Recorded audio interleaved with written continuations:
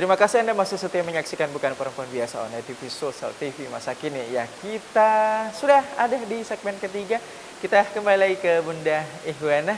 Ya, boleh tadi dilanjutkan lagi penjelasannya. Ada memang ternyata memang punya pemikiran tersendiri bahwa suatu hari saya akan ke sini dan saya harus ke sini. Boleh dilanjutkan? Iya.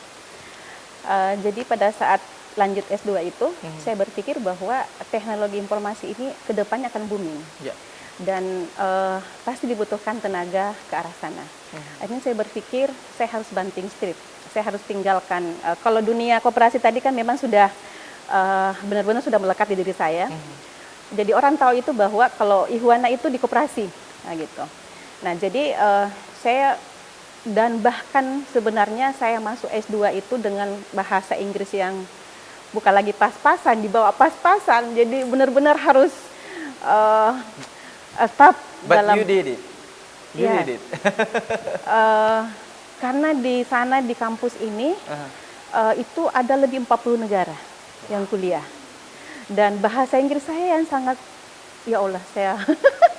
Tapi alhamdulillah boleh juga. Orang tanya saya, bagaimana bisa bertahan dengan bahasa Inggris yang, ya artinya kalau saya katakan saya tidak mampu, tapi nyatanya saya wisuda. Kalau saya katakan mampu, tapi memang saya sangat-sangat berusaha untuk, boleh dikata itu jungkir balik, belajar dan belajar. Tapi Masya Allahnya itu karena saya dimanapun berada, alhamdulillah, saya menganggap bahwa semua itu adalah saudara saya. Jadi pada saat di Malaysia itu saya tidak merasa kehilangan keluarga karena teman kuliah itu benar-benar kayak adik saya. Baik, dan singkat cerita goalsnya tercapai. Iya. Seperti itu. Iya. Dan baik, kita ke ranah yang lain lagi, Iya. Bunda nih. Nah, berbicara mengenai seorang Bunda Ihwana, pemirsa, ya beliau ini memiliki segudang aktivitas, pencapaian, prestasi dan sebagainya. Kalau boleh tahu nih, kita boleh menggunakan waktu masa lampau, masa sekarang, dan mungkin rencana ke depan mengenai organisasi atau kelompok-kelompok atau komunitas, ya, baik itu sifatnya pendidikan ataupun yang lain. Boleh tahu nggak? Cukup disebutkan saja pengalaman-pengalaman organisasi mungkin dari SMP sampai hari ini. Itu cukup disebutkan aja, Bunda. Iya. Apa saja tuh? Kayaknya banyak banget deh. Boleh dimaksimalkan, silakan. Ya kalau berawal dari, yang pasti dari SD ya, kita sudah menjadi ketua kelas ya, Wow. pasti ya. Kota kelas SD, terus lanjut Kemudian apalagi? masuk di Sanawiyah itu yang pasti kan tetap ada namanya ketua kelas ya, dan di Sanawiyah itu belum namanya OSIS, belum terlalu ini ya. Oke. Tapi ya adalah Setara dengan OSIS. setara dengan itu. Oke, Kemudian selanjutnya? belajar tentang pramuka mulai dari situ juga. Pramuka. Ya, kemudian Selanjutnya? masuk ke Alia itu ya masuk ke OSIS, pramuka, Masih, ya seperti itu. Selanjutnya? Masuk di IAIN itu saya masuk di IMM, Ikatan Mahasiswa Muhammadiyah. Ya. Kemudian lanjut S1 di Malaysia. S2 itu saya bergabung dalam Persatuan Pelajar Indonesia. Ya, sampai S3 seperti itu. Itu untuk di sekolah ya. Iya. Ya, seperti itu. Kalau untuk yang lainnya masih boleh dirunut kok. Oh, iya. Apa lagi nih? Iya, Persatuan trainer, persatuan koperasi, iya. apa dan sebagainya. Boleh, Jadi silakan. setelah selesai itu saya masuk ke KNPI. Kemudian ternyata di KNPI ini saya dilirik pengurus Golkar. Akhirnya saya masuk menjadi orang yang paling kecil, masih belajar. Oke. Ya, disuruh apapun ya, pokoknya harus stay di situ. Ya, baik. Selain itu? Kemudian selain itu masuk di HWK, Himpunan Wanita Karya. Bahkan saya di Lampung juga tetap masih masuk aktif di KHWK. Kemudian sekarang ini ada Perempuan Indonesia Maju. PIM. PIM. Ya, ya. Saya di situ. Kemudian kalau dari sisi ada lagi satu organisasi ya selain tadi Sahabat Sampai ya, seperti itu. Nah, sekira itu Kayaknya yang banyak deh.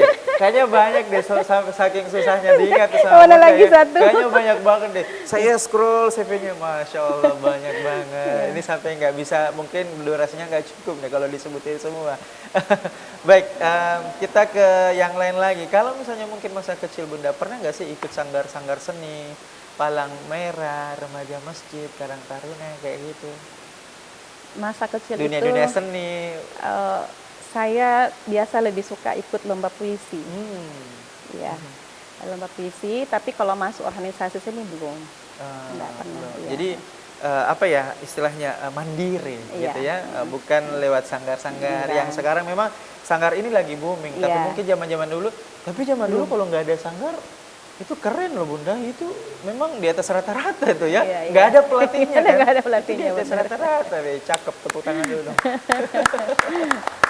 Baik, selanjutnya nih, kalau kita berbicara mengenai peran perempuan saat ini, Iya. dan kita sudah hadir di program perempuan, bukan Iya. perempuan biasa. Sebagai seorang akademisi, trainer, dan juga aktivis lingkungan, bagaimana Bunda Ihwana ini melihat perkembangan pendidikan perempuan dari masa ke masa, Bunda? Iya.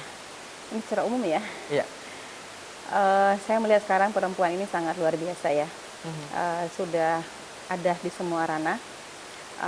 Cuman yang saya ingin sedikit sampaikan ya, bahwa kita perempuan ini kita harus punya kompetensi. Ya. Jangan kita menjadi pelengkap penderita. Iya, iya. Misalnya begini, boleh ya contoh ya? Boleh, boleh. Contoh. Sekarang ini kan keterwakilan perempuan di dunia politik itu di DPR mulai dari kabupaten, provinsi sampai ke pusat. Itu kan 30% ya. Iya. Jangan sampai kita masuk di situ hanya menjadi pelengkap penderita. Melengkapi saja, Iya, tapi iya, kita iya. tanpa ada peran apa-apa. Betul. Seperti itu. Itu maksud saya. Nah, jadi memang perempuan harus punya kompetensi, dan ini pesan dari orang tua saya sebelum beliau pulang, bahwa kami tidak punya harta untuk diwariskan, tapi harta kami hanya satu yang kami titipkan, selesai S1. Artinya apa? Bahwa orang tua kami itu menitipkan ilmu, hanya itu yang dimiliki.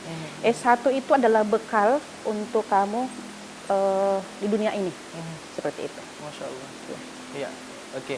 Jadi memang dalam keaktifan perempuan ini, terutama dalam dunia pendidikan ini, jangan sampai hanya sebagai komplementari saja ya. Iya. Kalau perlu memang pada saat sudah hadir di tengah-tengah forum ini bisa memberikan nilai yang maksimal, Iya. menunjukkan value-value yang istilahnya lebih dari biasanya seperti itu. Oke, ini masih ada hubungannya dengan posisi-posisi peran dan sebagainya. Bagaimana pendapat atau opini pribadi Bunda nih ya mengenai karir seorang perempuan ya? Tapi pertanyaan saya masih akan saya lanjut, ini belum tuntas, kita harus jeda dulu, don't go anywhere, stay tune on the TV Social ya, tetaplah bersama kami di Bukan Perempuan Biasa.